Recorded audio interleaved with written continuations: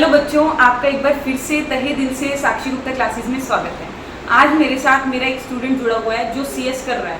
मेरे को काफ़ी सारे स्टूडेंट्स पूछ रहे थे कि मैम हमें बता दो कि सीएस का जो प्रोसीजर है वो क्या रहेगा। देखिए, मैंने सीएस नहीं करी है, लेकिन मेरा स्टूडेंट है जो कि सीएस कर रहा है, वो आपको बड़े अच्छे से एक्सप्लेन कर पाएगा कि सीएस का जो प्रोसीजर है वो क्या रहेगा, आपका कैसे कैसे एग्जाम्स होते हैं। तो वैभव आपको एक्सप्लेन करेंगे अच्छे से कि जो भी आपका प्रोसीजर है वो कैसे रहेगा। तो वैभव, आप कंटिन्यू करें। Hello everybody, I am currently pursuing CS as well as BCom। CS एक मेजर कोर्स है, ये आप ऑनलाइन भी कर सकते हो और इसके साथ आप कोई और कोर्स भी कर सकते हो। ये CS एक साथ करने में आपका CS एक साथ करके भी आप सिंपल रहोगे, लेकिन उसके साथ BCom LLB की ज़्यादा वैल्यू है। CS की फुल फॉर्म होती है कंपनी सेक्रेटरी। CS में हमारे पास काम कंपनीज का होगा, हम ऑडिटिंग का काम कर सकते हैं, लीगल सेक्टर में भी, फाइनेंस में भी। जो CS की एंट्रेंस होती है, सबसे पहले हमें करना होता है CS EET। इसकी फुल फॉर्म है सीएस एग्जीक्यूटिव एंट्रेंस टेस्ट। ये हमारा पहला स्टेप होता है। इसमें आपके पास टोटल 4 सब्जेक्ट होंगे और आपको 40% मार्क्स पर सब्जेक्ट लेने होंगे और एंड ओवरऑल 50% होने चाहिए। ये एक बेसिक होता है। इसका अभी पेपर आपका अक्टूबर में होगा, तो आप अभी भी इसके लिए रजिस्टर कर सकते हो। इसके साथ हाईएस्ट वैल्यू होती है LLB की और BCom की। मैं BCom कर रहा हूँ, लेकिन मैं फिर भी आपको LLB कहूँगा उसके साथ करने को। एक्चुअली क्या होता है, अगर आप BCom कर रहे हो ना, तो आपके पेपर क्लैश होंगे। जो CS के पेपर होते हैं वो यूजुअली जून में और दिसंबर में होते हैं, और BCom के भी हमारे जून और दिसंबर में हो जाते हैं। तो इसमें LLB की ज़्यादा वैल्यू है। ऑल्सो अगर आप CS और LLB या BCom अगर कर भी रहे हो तो भी उसमें आप ही का फायदा है। अगर हम BCom करेंगे, उसके साथ हमारे corporate accounting, company law and other subject सारे इसके साथ मैच होंगे कि हम दोनों के एक ही जगह पे पढ़ पाएंगे। BCom का कर रहे हो तो आपका CS में भी हेल्प होगी, CS का कर रहे हो तो BCom में भी हेल्प होगी। सेकेंड सब्जेक्ट आता है हमारा CS EET करने के बाद होता है CS एग्जीक्यूटिव। एग्जीक्यूटिव एक मेजर में आ जाएगा हमारे पास। एग्जीक्यूटिव थोड़ा टफ तो नहीं कह सकते, इसको कहेंगे हम कि हमें टाइम लगेगा समझने में, क्योंकि लेंथ ही बहुत ज़्यादा होता है। इसमें हमारे पास 2 मॉड्यूल होते हैं। एक होगा हमारे पास मॉड्यूल 1, एक होगा मॉड्यूल 2। हाँ, मॉड्यूल 1 एंड 2 आप एक साथ भी दे सकते हो और सिंगल सिंगल करके भी। मैंने अभी मॉड्यूल 1 क्लियर करा है। मॉड्यूल 1 का पेपर मेरा जून में था एंड मैं करंटली अभी मैं मॉड्यूल 2 की ट्रेनिंग कर रहा हूँ। मॉड्यूल 1 में हमारे पास 4 सब्जेक्ट होते हैं, जैसे कि JIGL होगा, jurisprudence, interpretation and general law. Module 1 में हमारे पास मेजरली लॉज होते हैं, प्रैक्टिकल क्वेश्चन बहुत कम होता है। यूजुअली ज़्यादातर बच्चे अकाउंट्स वगैरह से ही डरते हैं, 12th जिसने पास करी होती है। जिनको अकाउंट्स में कम इंटरेस्ट है या फिर थ्योरेटिकल ज़्यादा सब्जेक्ट अच्छे लगते हैं, वो CS को प्रेफरेंस दें। CS में हमारे पास थ्योरेटिकल और प्रैक्टिकल दोनों होते हैं, लेकिन थ्योरेटिकल ज़्यादा होता है थोड़ा as compare to practical. Also जब हम CS एग्जीक्यूटिव की प्रिपरेशन करते हैं, इसमें हमें थोड़ा टाइम लगता है। CS EET फिर भी इससे करंटली काफ़ी इजी होता है इसके कंपेयर में। CS एग्जीक्यूटिव के जैसे मैंने बताया, पहले हमारे पास JIGL है, दूसरा होता है SBIL। उसमें हमारे पास आ जाएगा इंडस्ट्री और लेबर लॉज। लेबर लॉज में हमारे पास कई चीज़ें आ जाएंगी जो हमने 12th में पढ़ी हैं, जैसे कि आपको याद हो हमने क्या क्या करा था,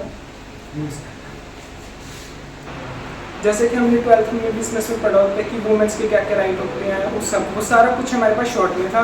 लेकिन अब CS में हमारे पास वो सब लेंथ में आ जाते हैं, मॉड्यूल 1 में राइट होते हैं। हमने वो सब शॉर्ट में करा था, अब हमारे पास CS में वही सब लेंथ में आ जाएगा। मतलब ये आपको बेसिक तो पहले से ही क्लियर है जिसने 12th पास किया है। इसमें बस आपको उसी को आगे एक्सप्लेन करके उसमें लिखना होता है। जो हमारे पास मॉड्यूल 1 है, ये उसके 2 सब्जेक्ट थे। थर्ड होता है हमारे पास कॉर्पोरेट अकाउंटिंग और financial management. Corporate accounting usually बच्चों को टफ लगता है, बट वो इतना टफ है नहीं, क्योंकि हमने 12th में शेयर और डिवेंचर करे होते हैं।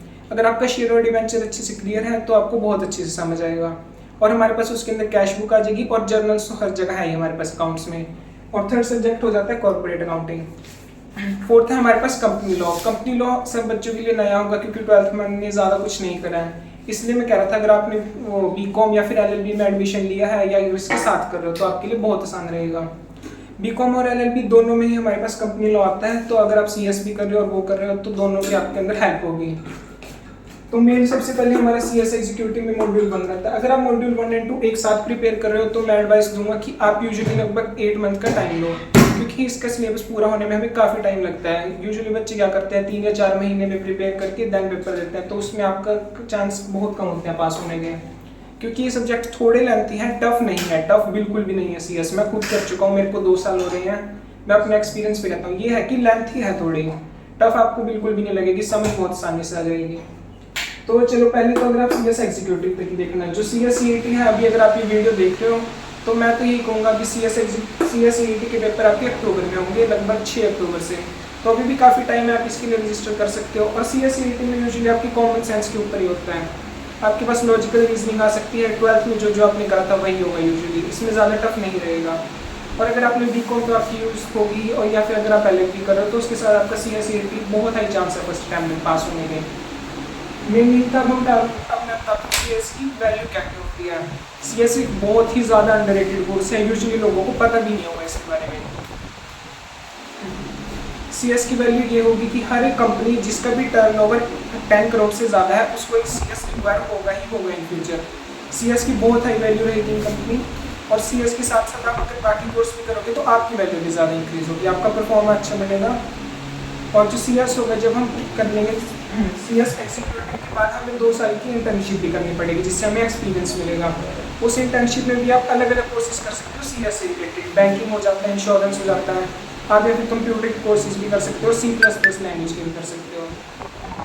मेन CS की वैल्यू हमारी रखी है कंपनी। आपने कंपनी में तो जाना नहीं, अभी सिर्फ आपको पढ़ाई का जो मेन मोटिव था वो आपको व्यापक ने बड़े अच्छे से एक्सप्लेन कर दिया है कि CS का जो प्रोसीजर है वो कैसा है। होपफुली मैं आशा करती हूँ कि आपको ये सारा का सारा समझ आया होगा जो भी व्यापक ने आपको प्रोसीजर बताया है। और अगर आपको कोई भी क्वेरी है तो प्लीज़ कमेंट बॉक्स में ज़रूर से बताइएगा, और हमारे चैनल को ऐसे ही लाइक करिए, शेयर करिए और ज़्यादा से ज़्यादा सब्सक्राइब करिए, और अपने दोस्तों को शेयर करिए अगर आपको ऐसी ऐसी इन्फॉर्मेशन चाहिए। Thank you.